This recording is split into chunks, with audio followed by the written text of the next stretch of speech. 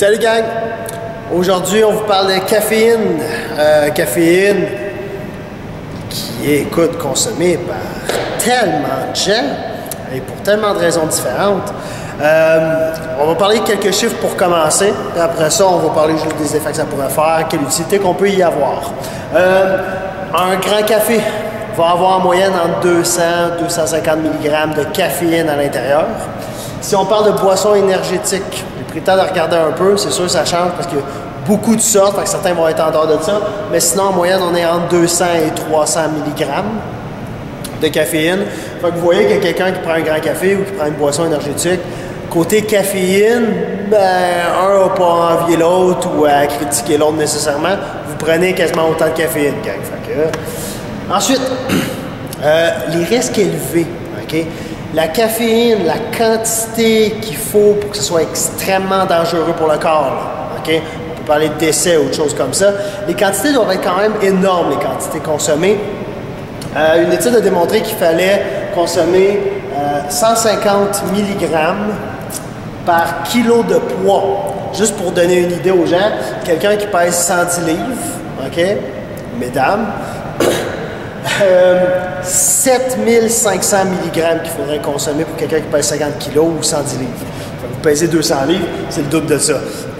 Ça ne vous donne pas le droit nécessairement de consommer beaucoup de caféine. Okay? Les caféines vont apporter quand même d'autres risques. Ça, à ce niveau-là, ça devient mortel comme risque. Okay? Par qu'à d'autres niveaux, ça peut quand même finir par l'être. Si vous êtes quelqu'un qui a des problèmes cardiaques, okay? Des problèmes de pression, qui fait déjà de la haute pression, c'est très peu recommandé, okay? Parce que la caféine fait monter la pression artérielle. Il y a des vertus au café, puis ça devient un gros débat que j'embarquerai pas parce que le café a démontré diminuer les risques de certaines sortes de cancers, mais augmenter les risques de d'autres sortes de cancers. Quand c'est rendu à ce point-là, on ne parle plus des bienfaits ou des mauvais faits sur le cancer, parce que là, c'est juste de choisir quel est ton décès.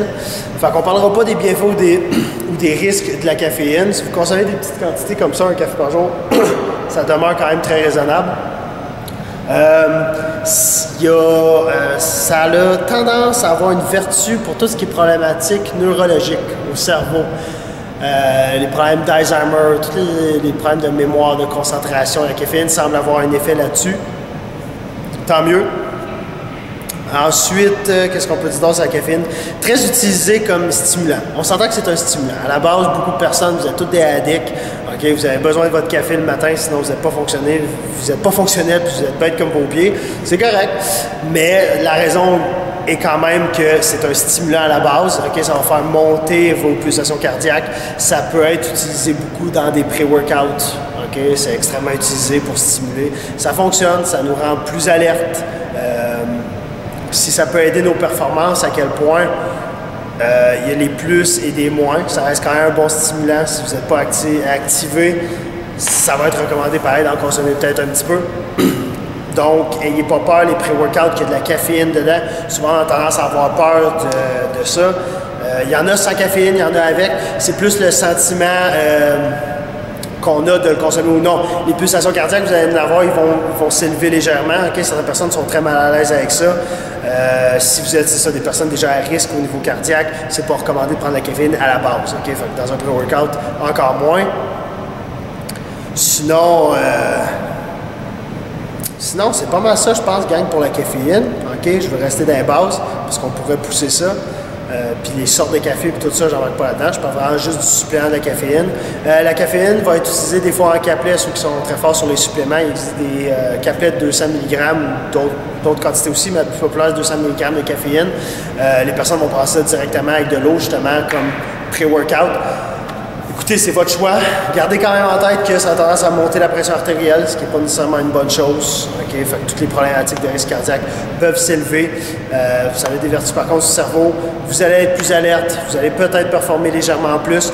Fait que, OK, mais abusez-en pas. Même ceux qui prennent des cafés aussi, essayez de ne pas être d'une manière chronique, consommer trop de café.